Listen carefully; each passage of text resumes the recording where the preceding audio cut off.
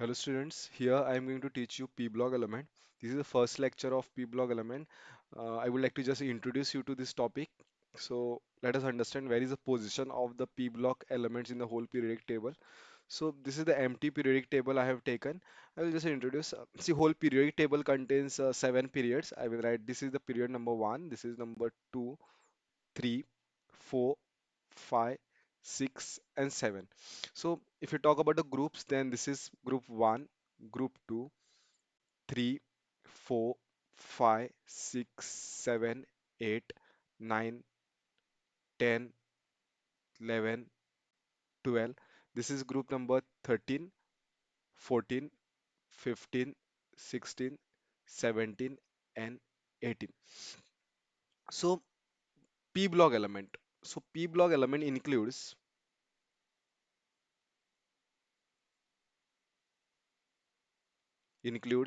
group 13, group 13, 14, 15, 16, 17, and 18.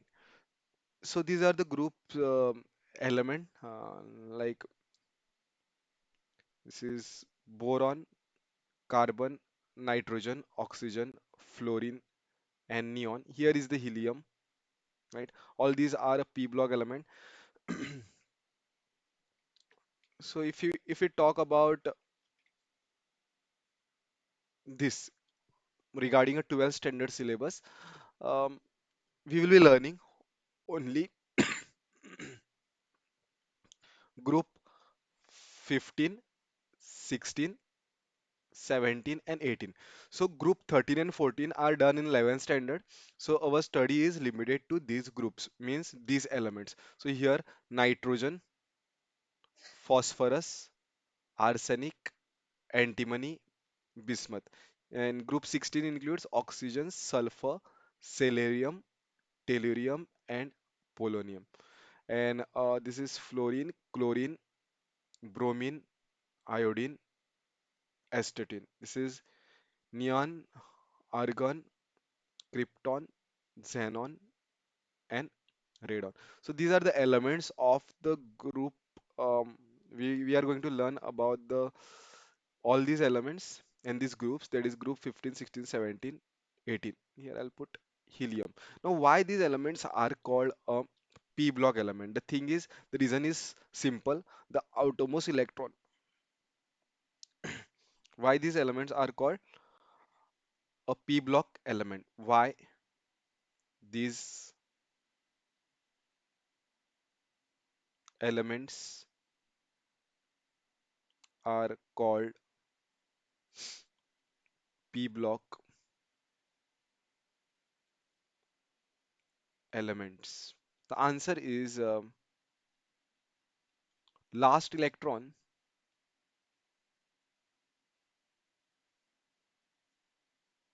goes to the p, p orbital. Okay, if you take any element from this, let's take an example of the nitrogen. I'm taking this example, nitrogen. And if we see the last electron, electronic configuration, and if I apply a of Bose principle, nitrogen, Z is equal to 7.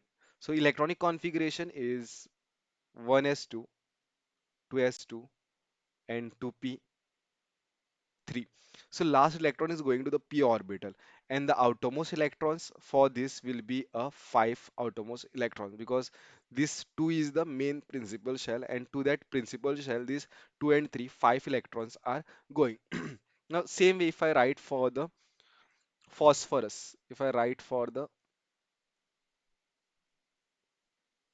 phosphorus, Z is equal to 15. So if I again apply a of Bose principle, then it is 1s2, 2s2, 2p6, 3s2, 3p3. So here also if we see, the outermost electronic configuration is this 3s2, 3p3. 3, and there are 5 outermost electrons. So what we can conclude is that if you want to know what how many number of the outermost electrons are there in each of these groups, then if it is a group 15, if it is a group 15, then 5 is the outermost electron. If it is a group 16, then 6 is the outermost electron, number of the outermost electron. If it is a group 17, then 7 is the outermost electron, and if it is a group 18 element, then 8 is the number of the outermost electron. And it is so simple. Now, general electronic configuration. Second is second is general electronic configuration. That is outermost. See, always we are interested in outermost electronic configuration. The reason is that um, only outermost electron takes part in a chemical reaction, that is formation of the new bonds or a breaking of the old bond. So general outermost electronic configuration is given to be ns2 np raised to np1 to 6, means maximum capacity of the p orbital is 6. Now what is n? N is period number. For nitrogen, if I want to write a electronic configuration of nitrogen, n is 2. This is 3 for phosphorus, sulfur, chlorine, and argon. This is 4. 4 for a arsenic, scandium, selenium, right? This is selenium.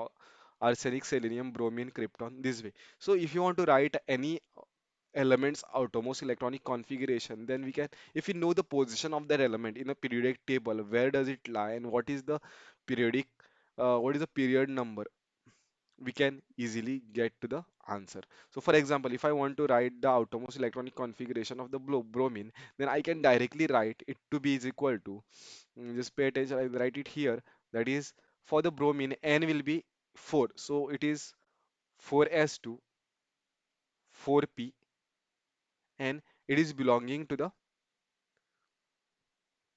it is belonging to the halide group. That means 7 outermost electrons.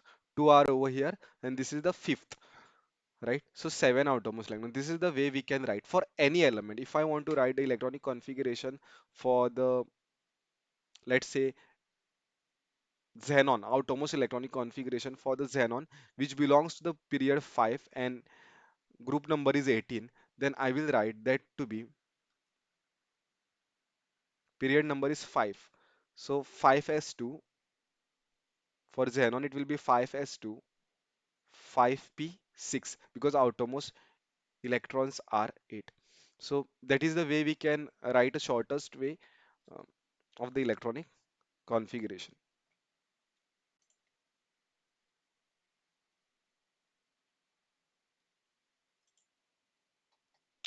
Since my window was coming over here, then you must have not seen this. This is 3s to 3p5 which was hiding behind my window. So now you can have a proper look over here. Scroll this down. Yeah.